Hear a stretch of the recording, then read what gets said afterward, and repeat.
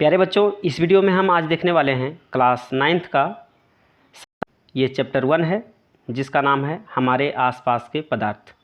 ये आपका दूसरा पार्ट है। इससे पहले का पार्ट 1 वीडियो अगर आप नहीं देखे हैं तो इस वीडियो के डिस्क्रिप्शन में उसका लिंक दिया गया है, आप पहले उस वीडियो को भी देख सकते हैं। चलिए, तो जैसा कि आपको पता है कि पिछले वीडियो में मैंने जिन जिन टॉपिक के ऊपर डिस्कस किया, चलिए फिर से एक बार मैं उसको आपको एक रिव्यू दे देता हूँ।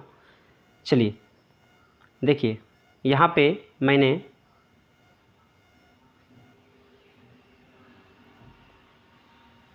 देखिए जैसा कि आप देख पा रहे हैं, पहला चैप्टर का नाम है हमारे आसपास के पदार्थ।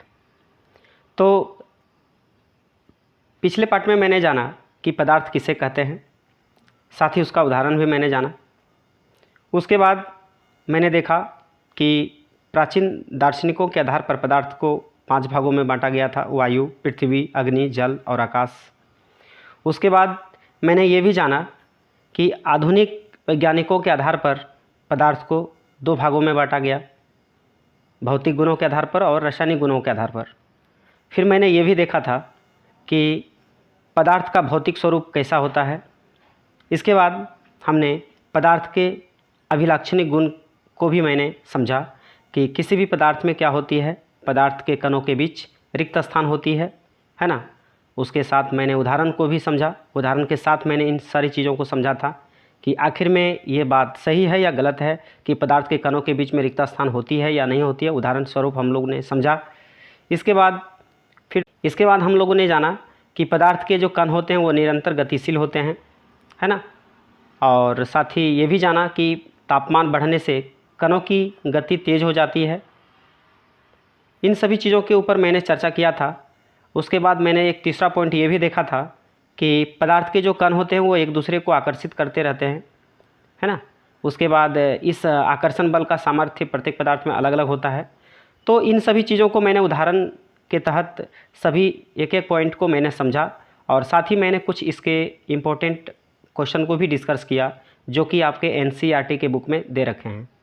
ठीक है, चलिए, तो आज का जो ये वीडियो है ये पार्ट 2 का वीडियो है, जिसमें हम लोग आज जो शुरू करने जा रहे हैं वो शुरुआत होती है कि पदार्थ की अवस्थाएं। ठीक है, चलिए अब पार्ट 2 को हम डिस्कस करते हैं। पदार्थ की अवस्थाएं, देखिए पदार्थ को 3 अवस्थाओं में विभाजित किया गया है: ठोस, द्रव्य और गैस। ठोस, द्रव्य और गैस, ये 3 भागों में इसको बांटा गया है पदार्थ को। हालांकि पदार्थ को तो 5 भागों में बांटा गया है, परंतु आने वाले चैप्टर में और जैसे जैसे हमारी क्लास बढ़ेगी इस प्रकार से हम लोग उसको आगे भी अध्ययन करेंगे। बट अभी फ़िलहाल के लिए आपको ये याद रखना है कि पदार्थ की 3 अवस्थाएं होती है: ठोस, द्रव और गैस। ठीक है, तो अब यहाँ पर हमको ये चीज़ें समझना है कि पदार्थ की ये जो 3 अवस्थाएं होती है, आखिर ठोस किसे कहते हैं, द्रव किसे कहते हैं और गैस किसे कहते हैं। तो चलिए तीनों के बारे में अलग अलग हम लोग पहले जानकारी प्राप्त कर लेते हैं। ठोस की परिभाषा देख लेते हैं। तो देखिए, सबसे पहला है आपके सामने ठोस। तो ठोस किसे कहा जाता है? वे पदार्थ जिनका आकार निश्चित होता है। आकार का मतलब उसका जो शेप होता है, आकार, है ना। तो वे पदार्थ जिनका आकार निश्चित होता है और ये कठोर होते हैं, जैसा कि आपको भी पता है जो ठोस पदार्थ होती है, जैसे उदाहरण के लिए मैं एक पत्थर ले लेता हूँ। तो पत्थर जो है क्या है, उसकी जो आकार है वो बिल्कुल निश्चित है और वो कठोर भी होते हैं और उन्हें संपीड़ित नहीं किया जा सकता है। ठीक है, उसे ही क्या कहते हैं, ठोस कहते हैं। अब यहाँ पर एक चीज़ आपको भ्रमित कर रहा होगा। अब यहाँ पर एक चीज़ें आपको देखने को मिला होगा, संपीड़ित नहीं किया जा सकता। ये संपीड़ित क्या चीज़ होती है? तो संपीड़ित का अर्थ सीधा सा यही है कि यदि हम पत्थर को क्या करें, उसके ऊपर यदि दबाव डालें तो क्या दबाव डालने से वो क्या होगा, उस पर दबाव हम डाल पाएंगे? नहीं डाल पाएंगे, क्योंकि वो बिल्कुल कठोर है। इसी का मतलब हुआ संपीड़ित। संपीड़ित का सीधा सा अर्थ यही है कि किसी भी वस्तु के ऊपर क्या करना, दबाव डालना, और दबाव डालने से यदि वो कुछ दबता है तो कह सकते हैं, तो हम लोग कह सकते हैं कि संपीड़ित किया जा सकता है। और यदि उसके ऊपर दबाव डालने के बाद यदि वो दबाव बिल्कुल नहीं उसके ऊपर दबाव पड़ता है तो वो संपीड़ित नहीं किया जा सकता है। एग्जाम्पल के लिए मैंने आपको बताया कि यदि पत्थर के ऊपर मैंने अगर संपीड़ित करूं यानी उसके ऊपर दबाव डालूं तो बिल्कुल उसके ऊपर दबाव हम लोग नहीं डाल सकते हैं, है ना। दबाव तो डाल सकते हैं पर वो दबेगा नहीं, ठीक है। तो ऐसे ही पदार्थ को हम लोग कहते हैं ठोस पदार्थ, ठीक है। इसके और भी कुछ ऐसी फैक्ट है, आइए देखते हैं उसको, कि ठोस पदार्थ में अंतराअणुक आकर्षण बल काफ़ी मजबूत होता है। अंतराअणुक आकर्षण बल पिछले ही पार्ट में हम लोग इसके बारे में डिस्कस किया था। ये अंतराअणुक आकर्षण बल का मतलब ये होता है कि जो पदार्थ के जो कण होते हैं वो बिल्कुल पास पास होते हैं, बिल्कुल सटे सटे होते हैं, ठीक है। जैसे कि मैं आपको एक उदाहरण दे दूँ। जैसे ये ठोस है तो ये देखिए ये कोई ठोस है, ये पास पास है ना। इसका अंतराअणुक क्या है, बिल्कुल पास पास है, जैसा कि देख पा रहे हैं, है ना। बिल्कुल इसके जो कण हैं बिल्कुल सटे सटे हैं, ठीक है ना। तो ये हो गया आपका ठोस पदार्थ। तो ठोस पदार्थ के जो कण होते हैं ना वो बिल्कुल क्या होती है, पास पास होती है, नज़दीक होता है, काफ़ी निकट होता है। इसीलिए हम इसको कह सकते हैं कि ठोस पदार्थों में अंतराअणुक आकर्षण बल क्या होता है, काफ़ी मजबूत होता है, जिससे पदार्थ के कण एक दूसरे के काफ़ी क्या होते हैं, निकट रहते हैं, यानी कि नज़दीक रहते हैं, तथा वे मजबूती से परस्पर बंधे रहते हैं। जैसा कि आप देख पा रहे हैं परस्पर एक कण दूसरे कण से क्या है, परस्पर बंधे हुए हैं। तब तो पदार्थ क्या कहलाती है, ठोस कहलाती है ना। आप पत्थर का भी उदाहरण ले सकते हैं, और भी ऐसी कई सारी चीज़ें हैं जो ठोस है। आप लकड़ी का उदाहरण ले सकते हैं, लकड़ी भी ठोस होती है, ठीक है। इस तरह से अनेकों पदार्थ आपको मिल जाएगा उदाहरण के लिए।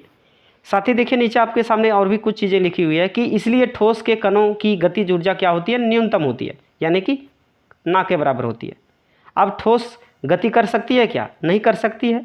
यही वजह है कि इसके जो कण होते हैं एक दूसरे से काफ़ी निकट होती है, ये मजबूत होते हैं, परस्पर बंधे हुए होते हैं। इसका अंतराअणुक आकर्षण बल क्या होता है, काफ़ी मजबूत होता है। यही वजह है कि ये गति नहीं करती है, ठीक है। इसका गति क्या होती है, गतिज ऊर्जा न्यूनतम होती है। तो बिल्कुल आपको समझ में आ चुका होगा। और वहीं अगर हम बात करें गैस का या फिर द्रव का, तो ये सब क्या होती है, ये गतिज ऊर्जा इसमें होती है, ठीक है। चलिए धीरे धीरे आपको सभी चीज़ समझ में आता चला जाएगा। आप थोड़ा सा पेशेंस रखें, जैसे जैसे हम लोग आगे बढ़ते चले जाएंगे सभी चीज़ आपको समझ में आता चला जाएगा। ऐसे तो यहाँ पर आपको ठोस की पूरी परिभाषा समझ में आ चुका होगा। चलिए अब आते हैं, और यहाँ पे मैं आपको एक चीज़ बता दूँ। जैसा कि यहाँ पर देख रहे थे आप, आकार निश्चित होता है ना। आगे आने वाले टाइम पे आपको, अभी कुछ ही देर में आपको पता ये भी चल जाएगा कि आकार निश्चित होता है, ये आकार क्या चीज़ होती है, सभी चीज़ आपको समझ में आ जाएगा, ठीक है। चलिए ऐसे तो आपको समझ में आ ही गया होगा, फिर भी समझ में और अच्छे से आ जाएगा। आइए अब आते हैं दूसरे पॉइंट के ऊपर। दूसरा पॉइंट आपके सामने है द्रव, है ना। तो आइए अब द्रव की परिभाषा जान लेते हैं। चलिए तो देखिए यहाँ पे लिखा हुआ है कि वे पदार्थ जिनका आकार निश्चित नहीं होता है ना। द्रव क्या क्या होता है, आकार निश्चित नहीं होता है, बट आयतन निश्चित होता है ना। और वे बह सकते हैं। जैसा कि आपको पता है, अगर मैं जल का उदाहरण लूँ, क्योंकि जल क्या है, एक द्रव है, तो जल क्या होती है, उसमें बहाव होती है, वो बह सकती है, ठीक है। तो ऐसे ही पदार्थों को हम लोग कहते हैं द्रव्य पदार्थ, ठीक है। अब फिर से मैं एक बार इसको समझा देता हूँ कि वे पदार्थ जिनका आकार निश्चित नहीं होता है, आकार निश्चित नहीं होता है। अब इसको समझने के लिए मैं देखिए आपको बता रहा हूँ। जैसे मान लीजिए कि ये ग्लास है, ठीक है, ये क्या है, एक ग्लास है। इसको थोड़ा सा इमेजिंग कीजिए, ये ग्लास है, इसमें हम पानी भर दिए हैं, ठीक है, यानी इसमें जल भरा हुआ है। तो जिस शेप का ये ग्लास है, जिस आकार का ग्लास है, तो पानी भी उसी आकार में रहेगा। अब मैं एक यहाँ पे इस शेप का बर्तन लेता हूँ, ठीक है। अब उसी पानी को मैं इस बर्तन में डाल देता हूँ, तो पानी का जो आकार होगा अब इसी शेप में आ जाएगा, इसी तरह से फैला हुआ रहेगा पानी। लेकिन उसका साथी क्या कह रहा है कि आयतन निश्चित होता है। देखिए आयतन का मतलब हुआ कि ये भरा हुआ ग्लास का पानी, यदि मान लीजिए इसमें 1 लीटर पानी है, इसी 1 लीटर पानी को मैं यदि इस बर्तन में अगर डाल देता हूँ, तो यहाँ पर भी इस बर्तन में क्या 1.5 लीटर तो पानी नहीं हो जाएगा ना, 1 ही लीटर तो रहेगा। बट इसमें यहाँ पर होने वाला क्या है, इसका जो आकार है वो परिवर्तन हो जाएगा। इस ग्लास में पानी जो था, इसमें जिस प्रकार का, जिस शेप का ग्लास था, उसी शेप का यहाँ पे क्या लिया, ये अपना आकार लिया। अब ये पानी अगर हम इसमें डाल देते हैं, इस बर्तन में, तो इस शेप का, जिस शेप का ये आकार का जो बर्तन है, उसी आकार में पानी क्या होगी, फैल जाएगी। यदि हम इस आकार में अगर कोई बर्तन लेते हैं, है ना, तो ये इस आकार की शेप में बदल जाएगा, यानी इस आकार का बदल जाएगा पानी, लेकिन आयतन उतना ही रहने वाला है। 1 लीटर पानी यदि इसमें डाले हैं तो वही पानी इसमें डालते हैं तो 1 लीटर ही रहेगा, फिर इसमें अगर पानी डालते हैं तो 1 लीटर ही रहेगा। बट क्या होगा कि जिस प्रकार का, जिस आकार का बर्तन है, उसी आकार में वो परिवर्तन हो जाएगा पानी, ठीक है। तो इस प्रकार से हम कह सकते हैं कि पदार्थ में, ये आपका द्रव्य पदार्थ में क्या होती है कि द्रव्य पदार्थ में आकार निश्चित नहीं होती है, लेकिन आयतन क्या होता है, निश्चित हो सकता है, ठीक है। आयतन जो है निश्चित होता है, और द्रव क्या होती है, वे बह सकते हैं, उसे ही हम लोग द्रव पदार्थ कहते हैं। तो मुझे विश्वास है कि आपको ये चीज़ें बिल्कुल अच्छे तरीके से समझ में आ चुका होगा। अब चलिए इसके और भी कुछ गुण जान लेते हैं कि द्रव के कणों के बीच अंतराअणुक आकर्षण बल ठोस की तुलना में, जैसा कि मैंने अभी कुछ देर पहले ही पढ़ा, अभी तुरंत हम लोग ठोस के बारे में अध्ययन किया कि ठोस जो होती है उसमें अंतराअणुक क्या होती है, बहुत मजबूत होती है ना। लेकिन उसकी अपेक्षा में यहाँ पर कहा जा रहा है कि द्रव के कणों के बीच अंतराअणुक आकर्षण बल ठोस की तुलना में कमज़ोर होने के कारण द्रव के कण कम मजबूती के साथ परस्पर बंधे होते हैं। देखिए, यदि जल में आप देखे होंगे, जल के जो कण होते हैं, तो जल के कण ठोस की तुलना में परस्पर उस तरह से तो बंधे हुए नहीं रहेंगे ना। जो द्रव के जो कण होते हैं वे ठोस की तुलना में कमज़ोर होते हैं और परस्पर बंधे हुए ठोस की तुलना में नहीं रहते हैं, ठीक है। ये थोड़ा दूरी बना के रहता है, लेकिन ठोस में बिल्कुल परस्पर रहते हैं, यानी कि बिल्कुल नज़दीक रहते हैं, सटे सटे रहते हैं, ठीक है। तो ये चीज़ें भी आपको समझ में आ चुका होगा, और इसीलिए द्रव पदार्थों के कणों में गतिज ऊर्जा ठोसों की अपेक्षा ज़्यादा होती है, और यही वजह है कि ठोस की तुलना में द्रव में क्या होती है, गतिज ऊर्जा उससे अधिक होती है, ठीक है। जैसा कि मैं आपको एक उदाहरण दे दूं, आप देखे होंगे कि जल में कोई लोग जब स्नान करता है तो वहाँ पे कुछ लोग ऐसे होते हैं जो तैरने का काम करते हैं, है ना। कुछ लोग जब पानी में नहाते हैं तो वो तैरते हैं, तो जैसे ही हम लोग तैरने का काम करते हैं तो पानी को हम लोग काट के क्या करते हैं, अलग कर देते हैं। तो ज़रा सा आप समझिए कि पानी को तभी हम काट पाते हैं, उसको पानी को तभी अलग कर पाते हैं क्योंकि उसके जो कण हैं वो परस्पर बंधे हुए उतनी मजबूती से नहीं है। तभी तो हम पानी के कण को क्या करते हैं, काट पाते हैं और हम लोग आगे तैर पाते हैं, ठीक है, आगे बढ़ पाते हैं। तो यहाँ पर हम लोग पानी के कणों को क्या किए हैं, काट कर आगे बढ़ गए हैं, तो ये पानी क्या कर रही है, गति कर रही है, ठीक है। लेकिन वैसा ठोस में होता है, बिल्कुल नहीं होता है। तो ये चीज़ें आपको बिल्कुल अच्छे तरीके से समझ में अब आ चुका होगा, ठीक है, कि द्रव के कणों के बीच क्या होती है, अंतराअणुक आकर्षण बल ठोस की तुलना में कमज़ोर होने के कारण क्या होती है, द्रव के कण कम मजबूत के साथ परस्पर बंधे होते हैं, और यही वजह है कि ये द्रव पदार्थों के कणों में गतिज ऊर्जा ठोसों की अपेक्षा ज़्यादा होती है। किस में ज़्यादा होती है, द्रव में ज़्यादा होती है और ठोस में ना के बराबर होती है, ठीक है। चलिए अब आते हैं तीसरा पॉइंट, गैस, है ना। जैसा कि हम लोग ने पढ़ा कि जो पदार्थ होती है उसकी 3 अवस्था होती है, ठोस, द्रव और गैस। अब आइए गैस के बारे में कुछ चीज़ें जान लेते हैं। देखिए कि गैस किसे कहते हैं, इसके क्या क्या गुण हैं। तो देखिए, वह अवस्था जिसमें पदार्थ का आकार व आयतन दोनों अनिश्चित होता है, यानी कि जो गैस होती है ना तो इसका आकार और ना ही इसका आयतन, ये दोनों का दोनों क्या होता है, इसका आकार और आयतन दोनों अनिश्चित होता है, निश्चित बिल्कुल नहीं होती है। वह उनको आसानी से संपीड़ित किया जा सकता है, यानी कि गैस को हम लोग क्या कर सकते हैं, आसानी से संपीड़ित कर सकते हैं। इसे ही हम लोग क्या कहते हैं, गैसीय अवस्था कहते हैं। आइए मैं थोड़ा आपको कुछ डायग्राम बनाकर समझा देता हूँ। तो ऐसा मान लीजिए आप कि ये जो गैस सिलेंडर है ये 2 kg का है, ठीक है, 2 kg का, और ये जो है ये 5 kg का है, ठीक है। ऐसा मान लीजिए थोड़ा देर के लिए आप। तो हम यदि गैस को इसमें डाल देते हैं तो क्या होगा, 1 kg ही गैस डालते हैं, ठीक है। जब हम 1 kg गैस डालते हैं तो क्या होती है, ये बिल्कुल फैल जाएगी। 2 kg के ये जो गैस सिलेंडर है इसमें बिल्कुल फैल जाएगी। तो हुआ ना, आयतन क्या हो गया, अनिश्चित हो गया।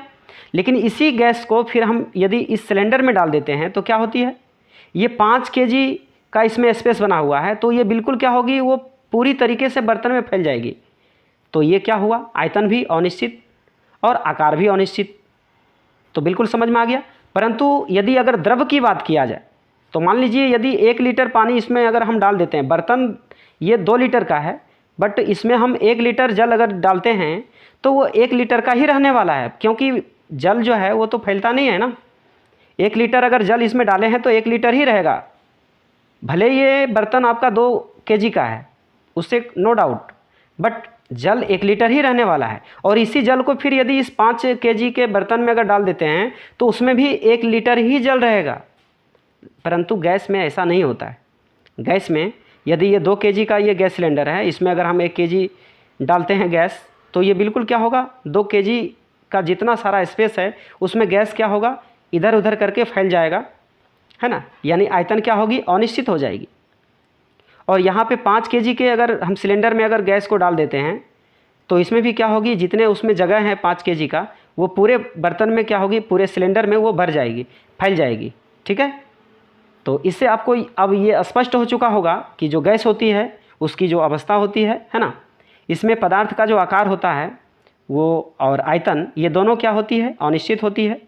वो इनको आसानी से संपीड़ित किया जा सकता है। देखिए, आप गैस को बिल्कुल आसानी से संपीड़ित कर सकते हैं। यानी कि यदि हम गैस पे दबाव डालें तो वो क्या होगी, उसमें हम दबाव डाल सकते हैं, है ना। यदि आपको समझ में नहीं आ रहा है तो मैं आपको एक छोटा सा वीडियो का क्लिप दिखाता हूँ, आप इसको पहले देख लीजिए, इससे आपको बिल्कुल स्पष्ट हो जाएगा। प्यारे बच्चों, चलिए अब आपको बताता हूँ कि हम कैसे पदार्थ की जो 3 अवस्था होती है, आपका ठोस, द्रव्य और गैस, इन तीनों अवस्थाओं को किस प्रकार से हम संपीड़ित कर सकते हैं और तीनों में अलग अलग किस प्रकार से हमको रिजल्ट देखने को मिलेगा। आइए हम प्रैक्टिकल करके उसको समझते हैं।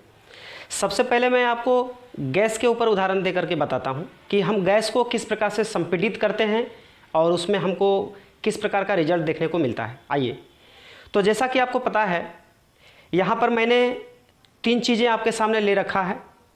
अगर गैस की बात कही जाए तो देखिए, हमारे आसपास में तो गैस है ही है। जैसा कि हमको पता है कि हमारे पर्यावरण में क्या होता है, वायुमंडल में बहुत सारी गैसों का मिश्रण है, तो उसके ज़रिए हम गैस ले लेंगे। आप देखेंगे, इस प्रैक्टिकल के ज़रिए मैं बताऊंगा तो आपको समझ में आ जाएगा। और यहाँ पे देखिए, एक जार में मैंने क्या किया है, कुछ रेत का कण ले रखा है, यानी कि बालू के छोटे छोटे कण, है ना। ये एक ठोस अवस्था में है। और ये देख पा रहे होंगे, है ना, ये एक गिलास में मैंने एक पानी ले रखा है जो कि आपका द्रव अवस्था में है। तो ये द्रव हो गया, ये आपका ठोस। और वायु में फैले जो आपका गैस है ना, तो वो आपका हो गया गैस। वहाँ से हम लोग गैस को ले लेंगे और इन तीनों को लेकर मैं उसे संपीड़ित करने का प्रयास करूँगा और देखते हैं कि तीनों में अलग अलग किस प्रकार से हमें परिणाम मिलता है। तो सबसे पहले हम गैस को देखते हैं, है ना। तो देखिए, जैसा कि हम संपीड़ित करने के लिए मैं आपके लिए एक सिरिंज लिया हूँ, है ना, जो कि देखे होंगे अक्सर आप, है ना। डॉक्टर इससे क्या करता है, लोगों को सुई देता है। तो मैंने एक सिरिंज लिया, ठीक है। अब मैं क्या करता हूँ कि मैं गैस लेता हूँ, ठीक है। जैसा कि वातावरण में गैस है तो मैंने क्या किया, इसको गैस लिया। देखिए, मैं गैस टान रहा हूँ, है ना। उसके बाद इसमें गैस भर गई और गैस भरने के बाद इसका जो ये जो मुंह है इसका, ये बंद कर लेता हूँ, ठीक है। अब हम क्या करते हैं, इसके ऊपर प्रेशर देते हैं, यानी संपीड़ित करते हैं। देखते हैं कि संपीड़ित हो पाता है या नहीं। तो देखिए, हम इसको क्या कर रहे हैं, धीरे धीरे हम इसको संपीड़ित कर रहे हैं। देख, आपको दिखाई पड़ रहा होगा, है ना। इसको क्या कर रहे हैं, धीरे धीरे इधर से दबाव दे रहे हैं और इसको संपीड़ित कर रहे हैं। और इधर का जो मुंह है ये बिल्कुल बंद है, इसको हम संपीड़ित करने का प्रयास कर रहे हैं। ये आयतन को धीरे धीरे कम भी कर दिया है। मैं इसको संपीड़ित कर रहा हूँ और ये आयतन को धीरे धीरे कम भी कर रहा है, ठीक है। देखते हैं कितना हम इसको संपीड़ित कर पाते हैं, यानी कि इसको दबाव दे करके इसको कम कर पाते हैं, ठीक है। तो इसमें काफ़ी ताकत लगाना पड़ रहा है और ये धीरे धीरे संपीड़ित भी हो रहा है। देखिए, तो बहुत हद तक ये संपीड़ित हो चुका है और भी प्रयास करते हैं, काफ़ी बल लगाना पड़ रहा है इसमें, है ना। तो ये देखिए, अब क्या हुआ कि जितने भी इसमें गैस भरी हुई थी ये सारी संपीड़ित होकर के यहाँ तक आ चुका है, ठीक है, इस लेवल तक। अब और भी प्रयास करते हैं कि ये संपीड़ित होता है या नहीं, है ना। तो बड़ा ही इसके ऊपर बल लगाना पड़ रहा है, लेकिन देख पा रहे होंगे ये संपीड़ित हो रहा है, ठीक है। ये संपीड़ित हो रहा है। और अब संपीड़ित हो पाना थोड़ा सा मुश्किल पड़ रहा है, लेकिन जैसे ही हम इसको छोड़ते हैं तो आप देख पा रहे होंगे ये बिल्कुल प्रेशर से ऊपर फेंक दे रहा है। ठीक है, ये देखिए ये जो है ऊपर फेंक दे रहा है। ये जैसे ही हम इसको और थोड़ा इधर संपीड़ित करता हूँ तो ये ऑटोमेटिक पीछे फेंक दे रहा है।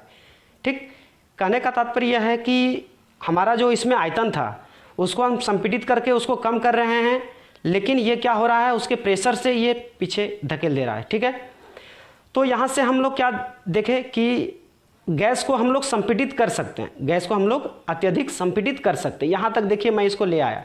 ठीक है ना, अब चलते हैं हम द्रव को देखते हैं कि द्रव को कितना हम संपीड़ित कर पाते हैं। ठीक है, द्रव को हम कितना संपीड़ित कर पाते हैं, आइए देखते। चलिए देखिए, इसमें मैंने क्या किया, इसमें हम फिर से जल भरते हैं यानी कि द्रव को। ठीक है ना, ये देखिए, तो आप देख पा रहे होंगे कि देखिए यहाँ पे यहाँ तक आपका क्या हुआ, जल भर गया है, आपको दिख पा रहा होगा। यहाँ तक मैंने क्या किया, इसमें जल भर दिया। अब इसके जो मुंह है उसको हम बंद कर लेते हैं। पहले तो इसके जो एयर जो है उसको निकाल लेता हूँ मैं। ये देखिए अब ये एयर काफ़ी हद तक ही निकल चुका है, ये बिल्कुल भर चुका है। एयर निकालने के बाद अब इसके ऊपर हम क्या करते हैं, हम संपीड़ित करते हैं यानी कि प्रेशर देते हैं। ये देखिए, जब मैं प्रेशर दे रहा हूँ तो ये क्या हो रहा है कि ये बहुत कम क्या हुआ, बहुत कम ही हम इसमें संपीड़ित कर पा रहे हैं। अब ये आगे संपीड़ित हो ही नहीं पा रहा है, यानी कि अब हम इसमें जितना भी ताकत लगा रहा हूँ लेकिन ये संपीड़ित नहीं हो रहा है। तो हम अब ऐसा कह सकते हैं कि गैसों की तुलना में हम इसमें क्या कर रहे हैं, संपीड़ित जब करने का प्रयास कर रहे हैं किसमें, जल में, तो इसमें संपीड़ित नहीं कर पा रहे हैं। ठीक है, थोड़ा सा हल्का हो रहा है बिल्कुल। ठीक है, हो रहा है लेकिन हल्का हो रहा है, लेकिन गैस में थोड़ा ज़्यादा संपीड़ित हो चुका था। अब हम रेत का छोटे छोटे कण लेते हैं और देखते हैं कि इसमें हम कितना संपीड़ित कर पा रहे हैं। चलिए, तो हम क्या कर रहे हैं कि इसमें देखिए, ये इसको मैंने खोल लिया, इसमें रेत का छोटे छोटे टुकड़े को हम इसमें डालते हैं और देखते हैं कि इसमें हम कितना संपीड़ित कर पा रहे हैं। आइए, इसमें हमने रेत भरा। ठीक है, देखिए इसमें हमने रेत भर दिया और अब इसमें देखना है मुझे कि रेत में कितना हम संपीड़ित कर पाते हैं, इसमें क्या रिजल्ट मिलता है मुझे। ठीक है, मैंने कुछ कण इसके रेत के कण कुछ हमने इसमें भरा। अब देखिए, इसके जो आगे का जो मुंह है इसको बंद कर देते हैं। ठीक है, चलिए, और इसको यूँ इस तरह से इसको बैठा लेते हैं पहले, है ना। चलिए देखिए, तो ये रेत का कण क्या हुआ, यहाँ तक ये जमा हो गया। चलिए, इसमें क्या करते हैं हम अब इसमें क्या करते हैं, हम रेत के कण में इसको संपीड़ित करने का प्रयास करते हैं। ठीक है, चलिए देखिए, तो जैसा कि आप देख पा रहे हैं यहाँ तक रेत का कण है। ठीक है, अब हम इसको संपीड़ित करते हैं आपके सामने और आप भी देखते चलिए कि इसमें रिजल्ट कैसा मिलने वाला है। ठीक है, चलिए देखिए, हम इसको संपीड़ित करते हैं। ये देखिए, जब हम इसको संपीड़ित करते हैं, देखिए प्रेशर दे रहे हैं, है ना, इधर से मुंह बंद है। जब इसमें संपीड़ित करते हैं तो आप देख पा रहे होंगे कि ज़रा सा भी इधर उधर थोड़ा सा भी आगे नहीं बढ़ पा रहा है, यानी हम इसको संपीड़ित कर ही नहीं पा रहे हैं। बिल्कुल हम इधर से दबाव दे रहे हैं बट ये संपीड़ित नहीं हो पा रहा है। तो इस प्रकार से आपने देखा, आप भी प्रैक्टिकल करके देख सकते हैं।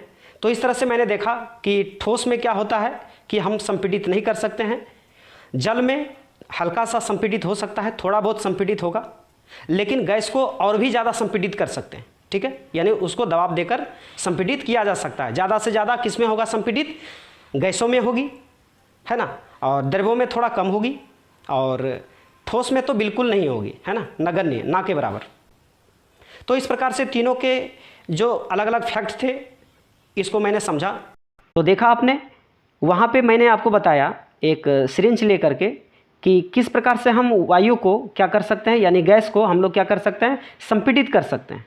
तो ये भी आपको अब बिल्कुल अच्छी तरीके से विश्वास हो चुका होगा कि हम आसानी से क्या कर सकते हैं, गैस को संपीड़ित कर सकते हैं। बट हम ठोस को संपीड़ित नहीं कर सकते हैं, जल को थोड़ा बहुत कर सकते हैं, लेकिन गैस को और ज़्यादा कर सकते हैं। ठीक है, चलिए अब देखिए, यहाँ पर लिखा हुआ है आपके सामने कि गैस में क्या होती है, अंतरा अणुक आकर्षण बल बहुत कमज़ोर होता है, यानी नगण्य होता, ना के बराबर, तथा इनके कण एक दूसरे से काफ़ी फैली होती है। देखिए फैली होती है तब तो अभी हमने प्रैक्टिकल करके देखा कि 2 केजी के सिलेंडर में यदि हम 1 लीटर उसमें गैस डाल देते हैं तो बिल्कुल 2 केजी के बर्तन का जितना उसमें फैलाव है वो सभी जगह वो फैल जाते हैं, है ना। ये फैलने का वजह यही है क्योंकि ये जो गैस है इसके जो कण हैं उसमें गतिज ऊर्जा क्या होती है, अधिक होती है ना। इसीलिए इसके कणों के गतिज ऊर्जा क्या होती है, ठोसों व द्रवों की अपेक्षा क्या होती है, अधिक होती है। क्योंकि जब तक वो गति नहीं कर रहा है तब तक वो फैल कैसे रहा है, ठीक है। तो इससे आपको ये स्पष्ट हो गया। इसीलिए हम कह सकते हैं कि इसका जो अंतरानुक आकर्षण बल है वो क्या है, बिल्कुल कमज़ोर है, ठीक है ना। चलिए, और ठोसों में क्या है, अंतरानुक आकर्षण बल बिल्कुल कठोर है यानी कि मजबूत है। और जल में क्या है, उसमें भी कमज़ोर है। बट हम ऐसा कह सकते हैं कि जल में जो अंतरानुक है गैस की अपेक्षा क्या है, मजबूत है, और द्रव की अपेक्षा क्या है, उतनी मजबूत नहीं है, ठीक है। चलिए, यानी वो मीडियम में है। तो ये सारी चीज़ें आपको समझ में आ चुका है अब कि गैस के जो गुण हैं उनके बारे में, फिर आपका द्रव के गुण के बारे में, और फिर आपका ठोस के बारे में। ये तीनों के बारे में आपको अब अच्छे तरीके से समझ में आ चुका है ना। जो पदार्थ की जो अवस्थाएं होती है, 3 ठोस, द्रव और गैस, ये तीनों के बारे में आप अच्छी तरीके से आपको समझ में आ चुका है। अब चलिए मैं इस से संबंधित जितने भी प्रश्न आपके बनते हैं उन सभी प्रश्नों को अब हम डिस्कस करते हैं। देखिए, पहला प्रश्न आपके सामने है कि किसी तत्व के द्रव्यमान प्रति इकाई आयतन को घनत्व कहते हैं, है ना। यहाँ प्रति इकाई लिया हुआ है आयतन, ठीक है, उसको घनत्व कहते हैं। जैसा कि आपके सामने एक सूत्र भी लिख दिया है कि घनत्व बराबर द्रव्यमान बटे आयतन। कह रहा है कि बढ़ते हुए घनत्व के क्रम में निम्नलिखित को व्यवस्थित करें। आपके सामने कुछ उदाहरण दे रखा है, इसको आपको व्यवस्थित करना है, ठीक है।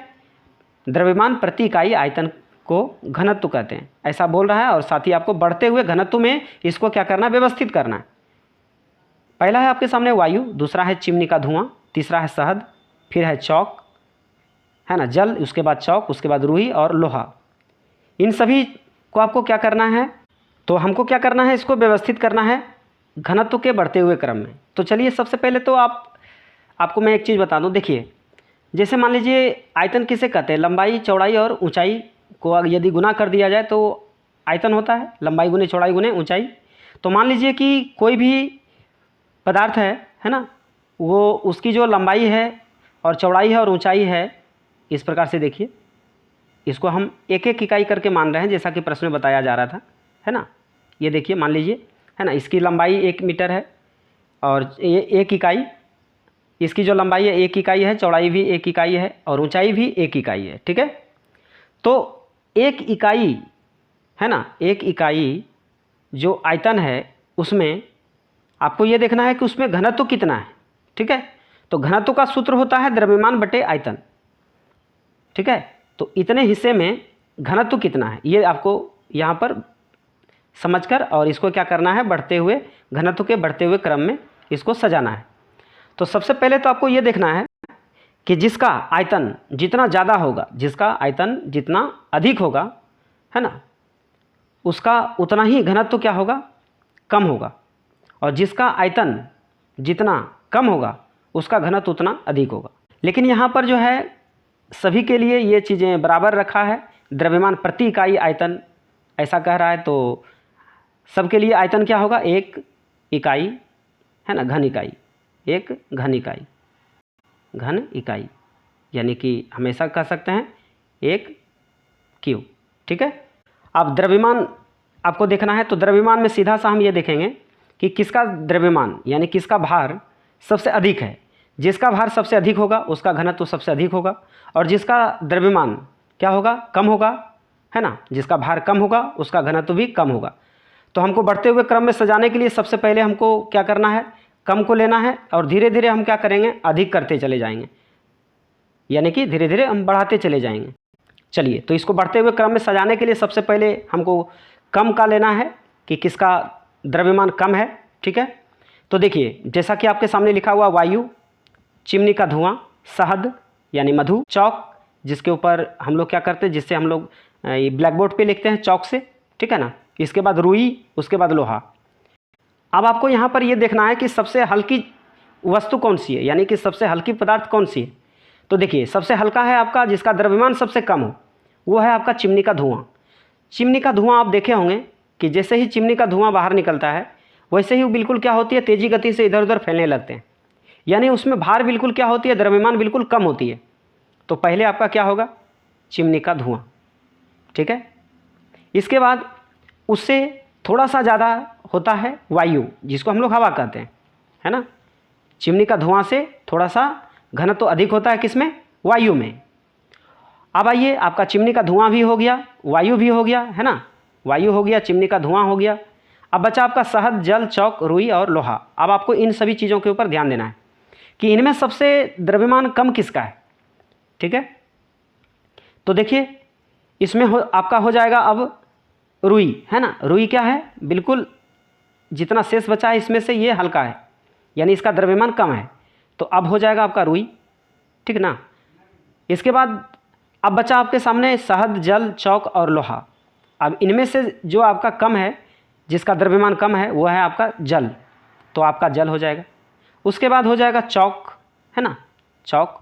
उसके बाद हो जाएगा शहद, और फिर अंत में सबसे ज़्यादा जिसका घनत्व है वो हो जाएगा आपका लोहा, क्योंकि लोहा का द्रव्यमान सबसे अधिक, यानी उसका भार जो है, वजन सबसे अधिक है।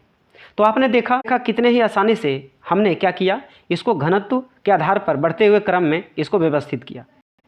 तो आसान है, आपको यहाँ पर सिर्फ यही देखना था कि जिसका द्रव्यमान सबसे अधिक होगा उसका घनत्व उतना ही अधिक होगा। यदि आयतन इस पर नहीं दे रखा हो तब तो फिर आपका क्या होगा कि जिसका आयतन अधिक होगा उसका घनत्व कम होगा, और जिसका आयतन कम होगा उसका घनत्व अधिक होगा, ठीक है। बट यहाँ पर सबके लिए आयतन बराबर था, इसीलिए यहाँ पर क्या हुआ कि द्रव्यमान जिसका सबसे अधिक है उसका घनत्व क्या है, अधिक है, ठीक है। चलिए अब आते हैं अगले प्रश्नों पे। अगला प्रश्न आपके सामने है, जैसा कि देख पा रहे हैं, अगला प्रश्न आपके सामने है कि पदार्थ की विभिन्न अवस्थाओं के गुणों में होने वाले अंतर को सारणीबद्ध कीजिए। और दूसरा प्रश्न है आपको, ये तो प्रश्न आपको ए में था, बी में है आपका कि निम्नलिखित पर टिप्पणी कीजिए, यानी उसके ऊपर आपको कुछ उसके बारे में लिखना है आपको, है ना। कि दृढ़ता, जिसको हम लोग कहते हैं कठोरता, फिर है आपका संपीड्यता, है ना, फिर है आपको तरलता, फिर है बर्तन में गैस का भरना, आकार और गतिज ऊर्जा और घनत्व। इन सभी के ऊपर आपको क्या करना है, टिप्पणी देना है, यानी कि इसके बारे में बताना है। तो मेरे पास दो प्रश्न हैं। सबसे पहले हम ए नंबर प्रश्न को क्या करते हैं, आंसर देते हैं, ठीक है। कि पदार्थ की जो विभिन्न अवस्था होती है उन सभी अवस्थाओं के बारे में, उनके गुणों में होने वाले जो अंतर हैं, आइए उनके बारे में समझते हैं। जैसा कि आपको पता है पदार्थ 3 प्रकार के होते हैं, है ना। पदार्थ की जो अवस्थाएं होती है, 3 अवस्थाएं होती है। अब तीनों अवस्थाओं के क्या करना है, उसके गुण, है ना, में जो अंतर है उसको हम लोग सारणीबद्ध पहले करते हैं, फिर हम लोग बी नंबर का आंसर करेंगे। चलिए तो देखिए, जैसा कि आपके सामने लिखा हुआ है यहाँ पर कि गुण, है ना, ये सब गुण हो गया आपका। ये हो गया पदार्थ के जो 3 अवस्था होती है, ठोस, द्रव और गैस, यहाँ पे लिखा हुआ है। सबसे पहले हम आ जाते हैं आकार के आधार पर, ठीक है। तो यदि अगर हम पदार्थ में आकार के आधार पर देखें तो ठोस में क्या होती है, आकार निश्चित होती है, क्योंकि ठोस को अगर हम, जैसे मान लीजिए एक लकड़ी का आपके सामने कुछ खिलौने हैं, है ना, तो उस खिलौने को यदि हम यहाँ पे अपने हाथों में अगर रखें तो उसका आकार निश्चित रहेगा। अगर मैं दूसरे जगह पे रख दूँ, थोड़ा सा हटके अगर कहीं रख दूँ तो उसका आकार क्या होगा, बिल्कुल निश्चित रहेगा। यदि किसी दूसरे घर में रख दूँ तो उसका आकार बिल्कुल निश्चित रहेगा। अगर द्रव की बात किया जाए तो इसका जो आकार होता है वो अनिश्चित होता है। क्यों? क्योंकि यदि हम ग्लास में रखें, जल को अगर हम ग्लास में रख दें, है ना, एक द्रव के लिए मैं एक जल का उदाहरण लेता हूँ कि अगर हम जल को क्या करें, एक ग्लास में अगर डाल दें तो वो ग्लास का जो शेप है उसी शेप में वो क्या होगा, बदल जाएगा, यानी उसका आकार उसी शेप का हो जाएगा। और फिर यदि हम क्या करें, इस पानी को फिर हम क्या करें, किसी दूसरे बर्तन में डाल दूं तो उस बर्तन का जो आकार होगा वैसा आकार वो बना लेगा। जैसा कि मैं पीछे आपको द्रव का डिस्कशन कर रहे थे वहाँ पे, तो मैंने आपको एक डायग्राम से भी बताया था, फिर से मैं आपको बता देता हूँ। देखिए, जैसे मान लीजिए ग्लास इस शेप का है, यदि हम इस पे पानी डालते हैं तो इसी शेप का होगा। अगर मान लीजिए इस प्रकार का बर्तन है तो हम इसमें अगर जल डालते हैं तो इसी शेप का ये ले लेगा आकार, है ना। तो इस तरह से हम कह सकते हैं कि जो द्रव होता है उसका जो आकार होता है वो अनिश्चित होता है, और गैस होती है, गैस में भी अनिश्चित होती है। क्यों? क्योंकि गैस में अगर अलग अलग सिलेंडर का आकार जैसा जैसा रहेगा उसी तरह से वो क्या करेगा, अपना आकार भी लेता चला जाएगा। यदि हम आयतन की बात करें तो आयतन में क्या होती है कि ठोस का जो आयतन होता है बिल्कुल निश्चित होता है, तो वो बिल्कुल निश्चित है। यदि हम उसको दूसरे जगह हटा के भी कहीं किसी जगह अगर रख दें तो भी उसका आयतन उतना ही रहने वाला है, जितना उसका लंबाई चौड़ाई ऊंचाई है उतना ही रहेगा, वो बदलेगा नहीं। और द्रव्य का भी क्या होगा, आयतन निश्चित रहेगा। यदि मान लीजिए 1 लीटर पानी को यदि आप क्या कर रहे हो, किसी बाल्टी में डाल रहे हो, तो वो 1 लीटर ही रहेगा, आकार उसका बदल जाएगा परंतु उसका आयतन 1 लीटर ही रहेगा, ठीक है। और यदि फिर उसको किसी दूसरे बर्तन में डाल देते हैं तो फिर उस बर्तन में भी क्या होगा, आयतन उतना ही रहेगा, 1 लीटर ही रहेगा, लेकिन उसका आकार बदल जाएगा। इसीलिए तो यहाँ पे लिखा हुआ है कि द्रव्य में आकार अनिश्चित होती है और आयतन क्या होती है, निश्चित होती है। और गैसों में आयतन क्या होती है, अनिश्चित होती है। क्यों? क्योंकि गैस क्या होती है, इसमें फैलाव होता है, ये फैलते रहता है। तो यदि किसी भी सिलेंडर में अगर हम इसको डालते हैं तो बिल्कुल उस सिलेंडर में फैल जाती है, बिल्कुल, है ना।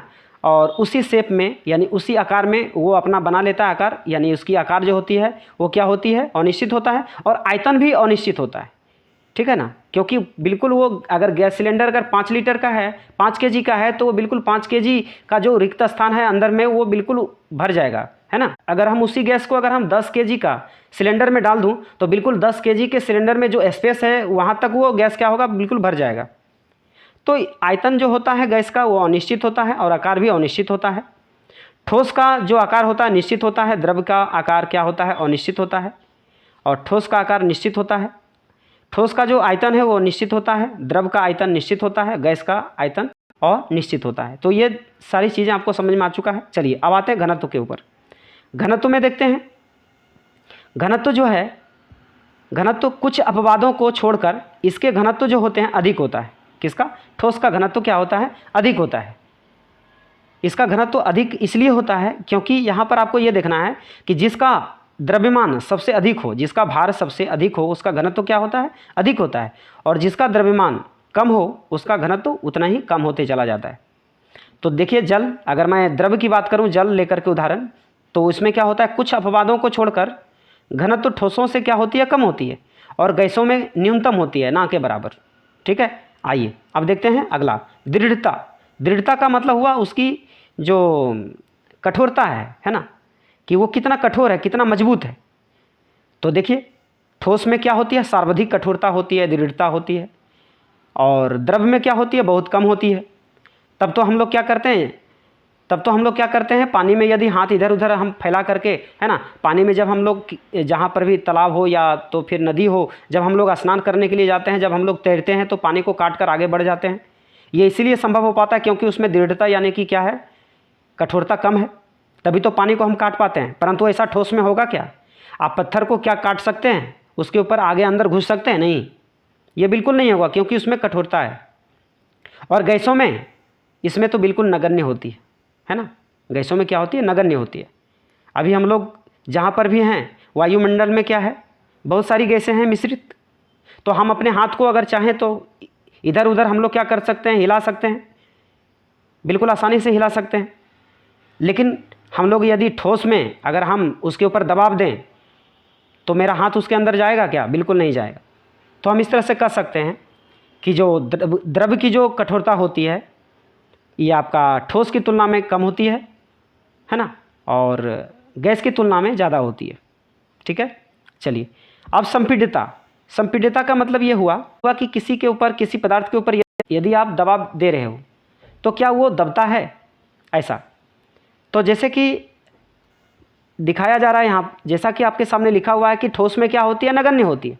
देखिए कोई ठोस पदार्थ आप ले लो, यदि आप एक पत्थर का टुकड़ा ही लेते हो, है ना, उसके ऊपर यदि आप दबाव डालते हो तो क्या आपको दबाव डालने से वो क्या होगी, उसकी कुछ उसके ऊपर फर्क पड़ने वाला है? उसके ऊपर आप दबाव नहीं डाल सकते, वो दबेगा बिल्कुल नहीं। लेकिन अगर हम पानी की बात करें, जैसे अगर द्रव की बात करें, है ना, तो बहुत कम होती है ऐसा। इसमें क्या होगी, इसके ऊपर संपीड्यता क्या होती है, कम होती है। और सर्वाधिक होती है आपका गैस में, इसमें सबसे ज़्यादा होती है संपीड्यता। इसको समझने के लिए चलिए मैं आपको एक छोटा सा वीडियो का क्लिप दिखाता हूँ, इससे आपको बिल्कुल अच्छे तरीके से समझ में आ जाएगा। प्यारे बच्चों, चलिए अब आपको बताता हूँ कि हम कैसे पदार्थ की जो तीन अवस्था होती है, आपका ठोस, द्रव्य और गैस, इन तीनों अवस्थाओं को किस प्रकार से हम संपीड़ित कर सकते हैं और तीनों में अलग अलग किस प्रकार से हमको रिजल्ट देखने को मिलेगा। आइए हम प्रैक्टिकल करके उसको समझते हैं। सबसे पहले मैं आपको गैस के ऊपर उदाहरण दे करके बताता हूं कि हम गैस को किस प्रकार से संपीड़ित करते हैं और उसमें हमको किस प्रकार का रिजल्ट देखने को मिलता है। आइए, तो जैसा कि आपको पता है, यहाँ पर मैंने तीन चीज़ें आपके सामने ले रखा है। अगर गैस की बात कही जाए तो देखिए हमारे आसपास में तो गैस है ही है। जैसा कि हमको पता है कि हमारे पर्यावरण में क्या होता है, वायुमंडल में बहुत सारी गैसों का मिश्रण है, तो उसके ज़रिए हम गैस ले लेंगे। आप देखेंगे इस प्रैक्टिकल के ज़रिए मैं बताऊंगा तो आपको समझ में आ जाएगा। और यहाँ पे देखिए एक जार में मैंने क्या किया है, कुछ रेत का कण ले रखा है, यानी कि बालू के छोटे छोटे कण, है ना। ये एक ठोस अवस्था में है और ये देख पा रहे होंगे, है ना। ये एक गिलास में मैंने एक पानी ले रखा है जो कि आपका द्रव्य अवस्था में है, तो ये द्रव्य हो गया, ये आपका ठोस। और वायु में फैले जो आपका गैस है ना, तो वो आपका हो गया गैस। वहाँ से हम लोग गैस को ले लेंगे और इन तीनों को लेकर मैं उसे संपीड़ित करने का प्रयास करूँगा और देखते हैं कि तीनों में अलग अलग किस प्रकार से हमें परिणाम मिलता है। तो सबसे पहले हम गैस को देखते हैं, है ना। तो देखिए, जैसा कि हम संपीड़ित करने के लिए मैं आपके लिए एक सिरेंज लिया हूँ, है ना, जो कि देखे होंगे अक्सर आप, है ना। डॉक्टर इससे क्या करता है, लोगों को सुई देता है। तो मैंने एक सिरेंज लिया, ठीक है। अब मैं क्या करता हूँ कि मैं गैस लेता हूँ, ठीक है। जैसा कि वातावरण में गैस है तो मैंने क्या किया, इसको गैस लिया। देखिए मैं गैस टान रहा हूँ, है ना। उसके बाद इसमें गैस भर गई और गैस भरने के बाद इसका जो ये जो मुंह है इसका, ये बंद कर लेता हूँ, ठीक है।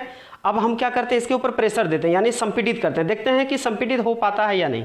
तो देखिए हम इसको क्या कर रहे हैं, धीरे धीरे हम इसको संपीड़ित कर रहे हैं। देख, आपको दिखाई पड़ रहा होगा, है ना। इसको क्या कर रहे हैं, धीरे धीरे इधर से दबाव दे रहे हैं और इसको संपीड़ित कर रहे हैं। और इधर का जो मुँह है ये बिल्कुल बंद है, इसको हम संपीड़ित करने का प्रयास कर रहे हैं। ये आयतन को धीरे धीरे कम भी कर दिया है, मैं इसको संपीड़ित कर रहा हूँ और ये आयतन को धीरे धीरे कम भी कर रहा है, ठीक है। देखते हैं कितना हम इसको संपीड़ित कर पाते हैं, यानी कि इसको दबाव दे करके इसको कम कर पाते हैं, ठीक है। तो इसमें काफ़ी ताकत लगाना पड़ रहा है और ये धीरे धीरे संपीड़ित भी हो रहा है। देखिए, तो बहुत हद तक ये संपीड़ित हो चुका है और भी प्रयास करते हैं, काफ़ी बल लगाना पड़ रहा है इसमें, है ना। तो ये देखिए अब क्या हुआ कि जितने भी इसमें गैस भरी हुई थी ये सारी संपीड़ित होकर के यहाँ तक आ चुका है, ठीक है, इस लेवल तक। अब और भी प्रयास करते हैं कि ये संपीड़ित होता है या नहीं, है ना। तो बड़ा ही इसके ऊपर बल लगाना पड़ रहा है, लेकिन देख पा रहे होंगे ये संपीड़ित हो रहा है, ठीक है, ये संपीड़ित हो रहा है। और अब संपीड़ित हो पाना थोड़ा सा मुश्किल पड़ रहा है, लेकिन जैसे ही हम इसको छोड़ते हैं तो आप देख पा रहे होंगे ये बिल्कुल प्रेशर से ऊपर फेंक दे रहा है, ठीक है। ये देखिए, देखिए ये जो है ऊपर फेंक दे रहा है। ये जैसे ही हम इसको और थोड़ा इधर संपीड़ित करता हूँ तो ये ऑटोमेटिक पीछे फेंक दे रहा है, ठीक। कहने का तात्पर्य यह है कि हमारा जो इसमें आयतन था उसको हम संपीड़ित करके उसको कम कर रहे हैं, लेकिन ये क्या हो रहा है, उसके प्रेशर से ये पीछे धकेल दे रहा है, ठीक है। तो यहाँ से हम लोग क्या देखें कि गैस को हम लोग संपीड़ित कर सकते हैं, गैस को हम लोग अत्यधिक संपीड़ित कर सकते हैं। यहाँ तक देखिए मैं इसको ले आया, ठीक है ना। अब चलते हैं हम द्रव को देखते हैं कि द्रव को कितना हम संपीड़ित कर पाते हैं, ठीक है। द्रव को हम कितना संपीड़ित कर पाते हैं, आइए देखते। चलिए देखिए, इसमें मैंने क्या किया, इसमें हम फिर से जल भरते हैं, यानी कि द्रव को, ठीक है ना। ये देखिए, तो आप देख पा रहे होंगे कि देखिए यहाँ पे, यहाँ तक आपका क्या हुआ, जल भर गया है, आपको दिख पा रहा होगा। यहाँ तक मैंने क्या किया, इसमें जल भर दिया। अब इसके जो मुंह है उसको हम बंद कर लेते हैं। पहले तो इसके जो एयर जो है उसको निकाल लेता हूँ मैं। ये देखिए, ये देखिए, अब ये एयर काफ़ी हद तक ही निकल चुका है, ये बिल्कुल भर चुका है। एयर निकालने के बाद अब इसके ऊपर हम क्या करते हैं, हम संपीड़ित करते हैं, यानी कि प्रेशर देते हैं। ये देखिए, जब मैं प्रेशर दे रहा हूँ तो ये क्या हो रहा है कि ये बहुत कम, क्या हुआ, बहुत कम ही हम इसमें संपीड़ित कर पा रहे हैं। अब ये आगे संपीड़ित हो ही नहीं पा रहा है, यानी कि अब हम इसमें जितना भी ताकत लगा रहा हूँ लेकिन ये संपीड़ित नहीं हो रहा है। तो हम अब ऐसा कह सकते हैं कि गैसों की तुलना में हम इसमें क्या कर रहे हैं, संपीड़ित जब करने का प्रयास कर रहे हैं किसमें, जल में, तो इसमें संपीड़ित नहीं कर पा रहे हैं। ठीक है, थोड़ा सा हल्का हो रहा है बिल्कुल। ठीक है, हो रहा है लेकिन हल्का हो रहा है, लेकिन गैस में थोड़ा ज़्यादा संपीड़ित हो चुका था। अब हम रेत का छोटे छोटे कण लेते हैं और देखते हैं कि इसमें हम कितना संपीड़ित कर पा रहे हैं। चलिए, तो हम क्या कर रहे हैं कि इसमें देखिए, ये इसको मैंने खोल लिया, इसमें रेत का छोटे छोटे टुकड़े को हम इसमें डालते हैं और देखते हैं कि इसमें हम कितना संपीड़ित कर पा रहे हैं। आइए, इसमें हमने रेत भरा। ठीक है, देखिए इसमें हमने रेत भर दिया और अब इसमें देखना है मुझे कि रेत में कितना हम संपीड़ित कर पाते हैं, इसमें क्या रिजल्ट मिलता है मुझे। ठीक है, मैंने कुछ कण इसके रेत के कण कुछ हमने इसमें भरा।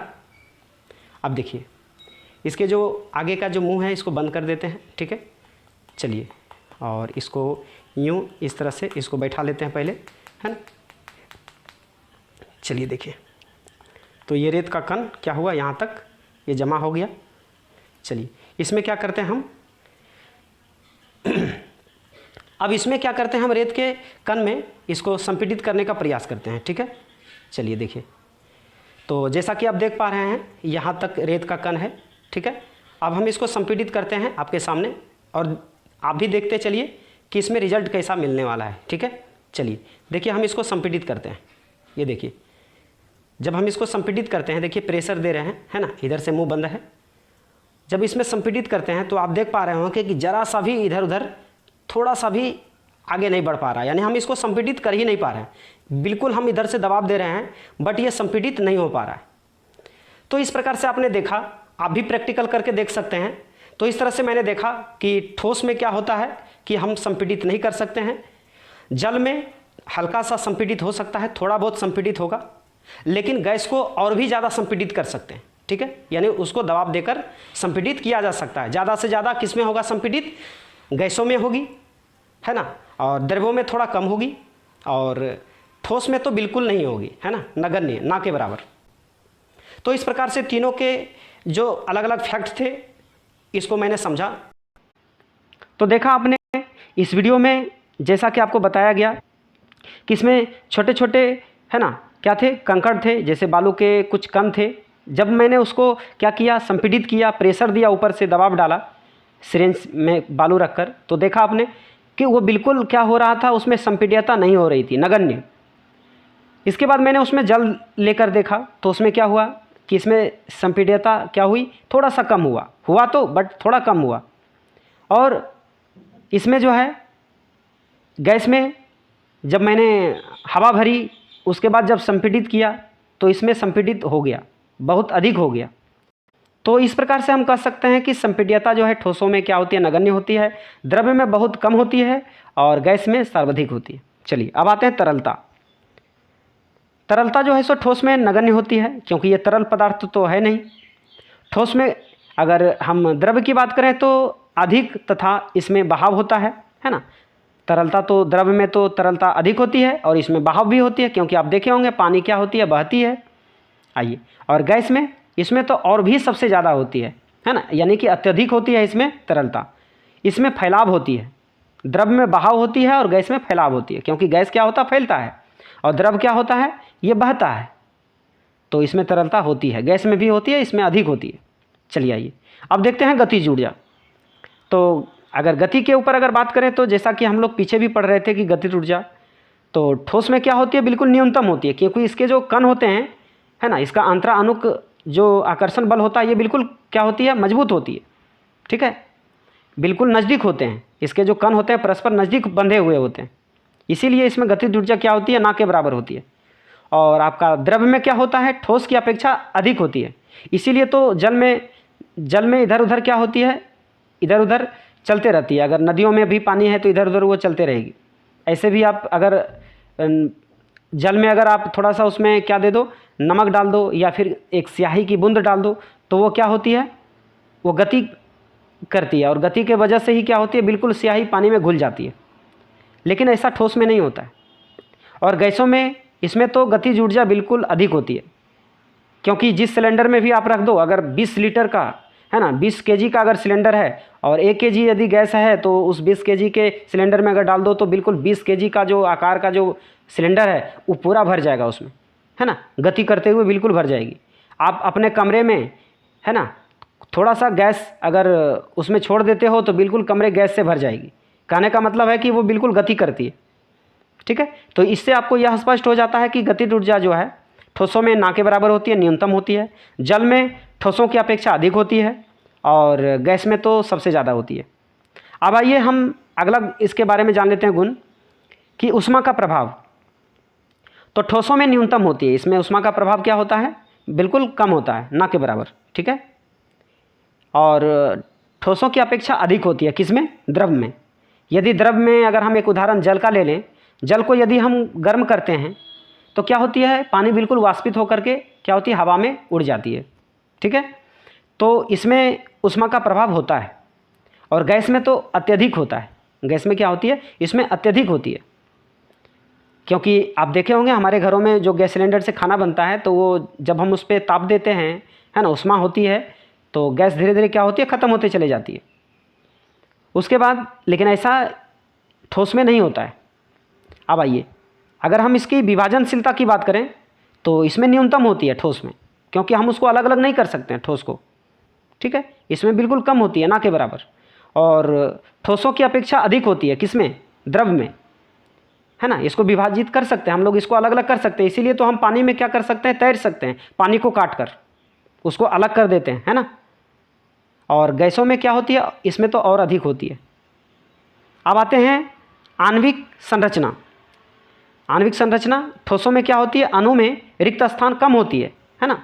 ये तो हम लोग शुरू से ही पढ़ रहे हैं कि ठोस में क्या होती है, अणु जो होते हैं किसी भी पदार्थ के छोटे छोटे टुकड़ों में यदि विभाजित की जाए तो वो छोटे से छोटे कण क्या कहलाती है, अणु कहलाती है। वो अणु में रिक्त स्थान कम होती है किसमें, ठोस में।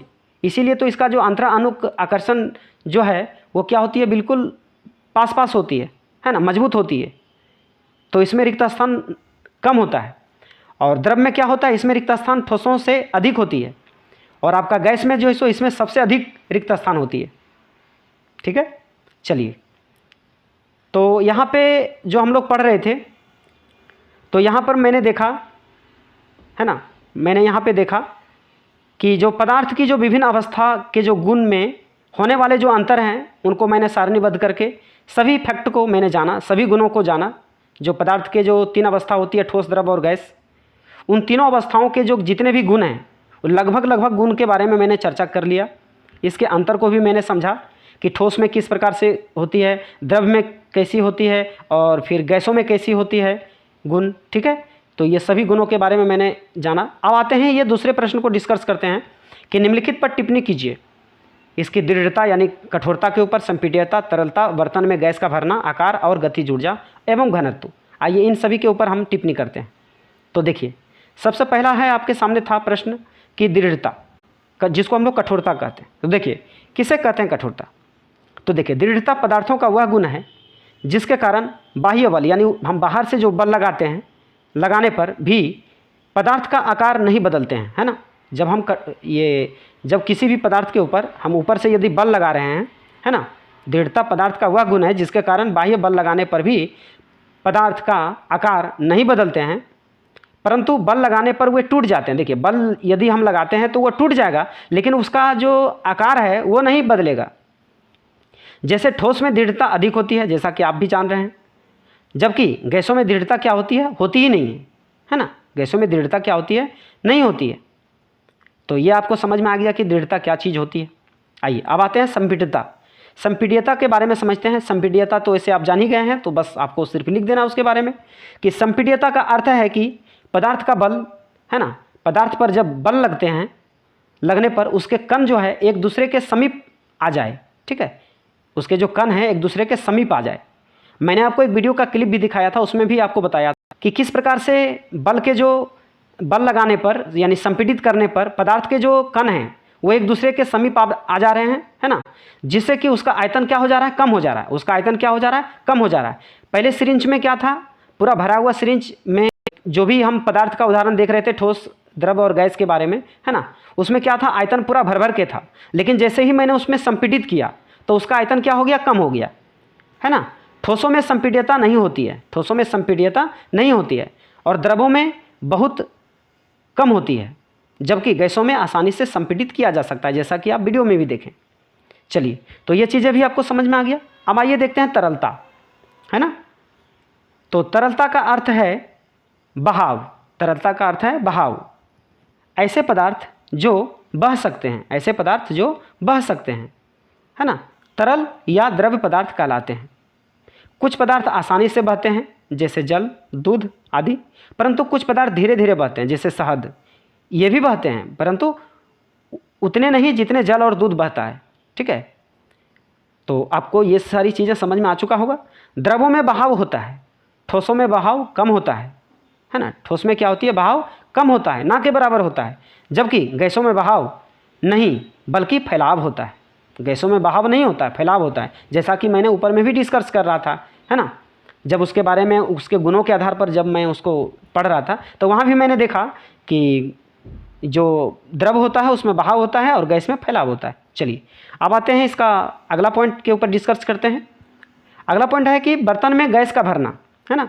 तो देखिए, जब हम कोई बर्तन में गैस भरते हैं तो क्या उसमें कुछ ऐसा इफेक्ट हम लोग देखते हैं, है ना। आइए उसके बारे में देखते हैं कि गैसों में आसानी से संपीडित किया जा सकता है ना। गैसों को आसानी से संपीडित किया जा सकता है, इसीलिए गैसों के अत्यधिक आयतन को एक कग आयतन वाले सिलेंडर में संपीडित करके भरा जा सकता है, जैसे द्रवित पेट्रोलियम गैस यानी कि एलपीजी, है ना, लिक्विफाइड पेट्रोलियम गैस। अस्पतालों में दिए जाने वाले ऑक्सीजन सिलेंडरों में भी संपीडित करके गैस को भरा जाता है। आप देखे होंगे, जब ऑक्सीजन गैस के लिए सिलेंडर जब खाली हो जाता है तो उसको भी क्या किया जाता है, संपीडित करके ही भरा जाता है ना।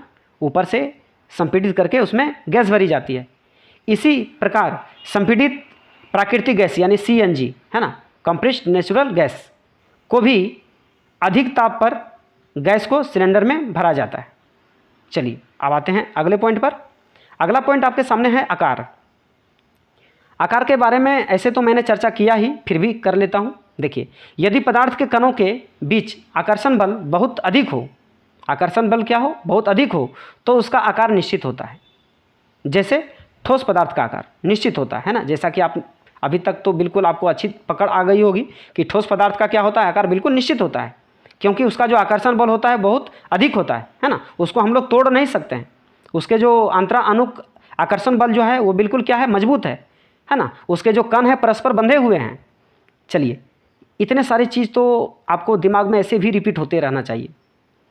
परंतु तरल पदार्थ में क्या है, कणों के मध्य आकर्षण बल कम होने के वजह से क्या होती है, कारण आकार निश्चित नहीं होता है। यानी कि जो आपका तरल पदार्थ जो होता है यानी द्रव्य पदार्थ, उसमें क्या होती है, आकार निश्चित नहीं होता है। जिस बर्तन में डाल दो उसी शेप का यानी उसी आकार वो ले लेता है, उसी आकार का वो हो जाता है। वे उसी बर्तन का आकार ग्रहण कर लेता है जिसमें उसे रखा जाता है, उन्हें रखा जाता है, ठीक है। इसी प्रकार गैसीय पदार्थों का आकार भी निश्चित नहीं होती है, जबकि ठोस पदार्थों का आकार क्या होती है, निश्चित होती है। चलिए, अब आते हैं अगले पॉइंट पर। अगला पॉइंट आपके सामने है कि गतिज ऊर्जा। देखिए, पदार्थ के जो कण होते हैं वो सदैव गतिशील रहते हैं, जैसा कि हमने जाना है ना कि पदार्थ के जो कण होते हैं हमेशा गतिशील होते हैं। हमने पहले पार्ट में ही पढ़ लिया था इसके बारे में, है ना, कि पदार्थ के जो कण होते हैं वो गतिशील होते हैं। क्यों गतिशील होते हैं, मैंने मोमबत्ती वाले उदाहरण, ये आपका अगरबत्ती वाले भी उदाहरण मैंने देखा था, है ना। जब उसको मैंने जलाया तो उसके जो कण है वो क्या हुआ, गति करना शुरू कर दिया था। पानी की अगर बात किया जाए तो पानी में यदि एक बूंद अगर मैं स्याही डाल दूं तो स्याही की बूंदें क्या होती है, पानी में बिल्कुल फैल करके उसमें घुलनशील हो जाती है। तो इस तरह से हम लोग कह सकते हैं कि जो द्रव होता है उसमें उसका जो कण होता है वो हमेशा क्या होती है, गतिशील रहती है। तो पदार्थ के कण सदैव यानी हमेशा गतिशील रहते हैं, जिसके कारण उसमें गतिज ऊर्जा होती है। ठोस पदार्थ के कणों की गतिज ऊर्जा क्या होती है, बहुत कम होती है ना, उसमें ना के बराबर होती है बट ना के बराबर होती है। और तरल पदार्थों में ठोस पदार्थों की अपेक्षा अधिक तथा गैसीय पदार्थ की गतिज ऊर्जा सबसे अधिक होती है ना। ये सब चीज़ तो आप पहले भी पढ़ चुके थे, तो अब आपको तो अच्छे से और भी समझ में आ रहा होगा। चलिए, अब आते हैं घनत्व, है ना, घनत्व। आइए घनत्व के बारे में जान लेते हैं। देखिए, घनत्व किसी पदार्थ के एक इकाई आयतन का द्रव्यमान होता है। इसे डी से प्रदर्शित किया जाता है और घनत्व का सूत्र होता है द्रव्यमान बटे आयतन। सामान्यतः ठोस पदार्थों का घनत्व सबसे अधिक होता है ना। ठोस पदार्थ का घनत्व क्या होता है? अधिक होता है, क्योंकि उसका द्रव्यमान अधिक होता है। ठीक है, उसका जो द्रव्यमान होता है यानी उसका जो भार होता है वो सबसे अधिक होता है। तो ठोस पदार्थ का घनत्व भी क्या होगा? सबसे अधिक होगा। जिसका सबसे ज़्यादा वजन है, भार है यानी द्रव्यमान है, उसका घनत्व भी अधिक है। और गैसीय पदार्थों के कणों के मध्य खाली स्थान बहुत अधिक होता है ना। गैस पदार्थ जो है उसके जो कणों के मध्य जो है यानी कणों के बीच में खाली स्थान क्या होती है? बहुत अधिक होती है। इसीलिए तो वो क्या करती है? फैलती है ना, वो फैलते रहती है। इसीलिए इसकी गतिज ऊर्जा क्या होती है? बहुत अधिक होती है। परंतु इसका घनत्व ठोस तथा द्रवों की अपेक्षा बहुत कम होती है। किसमें? गैसों में, क्योंकि इसका क्या होती है? घनत्व क्या होता है? इसका कम होता है, यानी कि इसका द्रव्यमान भी क्या होता है? कम होता है। ठीक है, प्रति इकाई है ना, यानी कि प्रति इकाई में इसका आयतन क्या होता है? कम होता है। तो इस प्रकार से उसका घनत्व भी कम हो जाता है। चलिए, तो अब आते हैं अगले प्रश्नों पे। अगला प्रश्न आपके सामने है कि कारण बताइए। ठीक है, पहला प्रश्न आपके सामने है कि गैस पूरी तरह उस बर्तन को भर देती है जिसमें इसे रखते हैं। ये तो बिल्कुल सही बात है कि गैस क्या करती है? गैस पूरी तरह उस बर्तन में भर देती है जिसमें उसे रखा जाता है ना। जिस बर्तन में भी गैस को रखो वो पूरे बर्तन को क्या करेगी? भर लेगी। यदि 1 लीटर यानी कि 1 केजी ही गैस है, यदि हम 10 केजी का बर्तन में डाल रहे हैं तो बिल्कुल बर्तन 10 केजी में जितने भी स्पेस है सारे बर्तन को पूरा भर देगा वो। मैं अगर अपने कमरे में ही अगर थोड़ा सा भी गैस को अगर छोड़ दूं, है ना, तो पूरे कमरे में क्या होगी? गैस पूरा भर जाएगी। तो आइए इसको समझते हैं। तो गैस के कण क्या होती है? किसी भी दिशा में गति करने के लिए पूर्ण रूप से स्वतंत्र होते हैं। जिधर इधर उधर वो तैरते रहती है यानी फैलते रहती है। ठीक है, गैस। और इसीलिए गैस बर्तन को क्या करती है? पूरा घेर लेती है। अतः यही कारण है कि बर्तन है ना, जिसको हम लोग पात्र भी कहते हैं, है ना, उसको पूरा तरह से क्या करती है? वो भर लेती है, यानी कि वो भर जाता है। पूरा बर्तन क्या होती है? भर जाता है जब इसमें गैस रखी जाती है। जब हम उसमें गैस रखते हैं तो पूरा बर्तन क्या होता है? भर जाता है। चलिए, अब आते हैं अगले प्रश्नों पे। अगला प्रश्न आपके सामने है कि गैस बर्तन की दीवारों पर दबाव डालती है। देखिए, इसके बारे में जानते हैं। गैस बर्तन की जो दीवार होती है उसके ऊपर दबाव डालती है। देखिए, दबाव तो डालना स्वाभाविक है क्योंकि वो स्वतंत्र रूप से फैलने के लिए तैयार है। तो जब वो तैरने के लिए जब इधर उधर फैलता जब है वो, तो दीवारों के ऊपर क्या करती है? वो दबाव डालती है।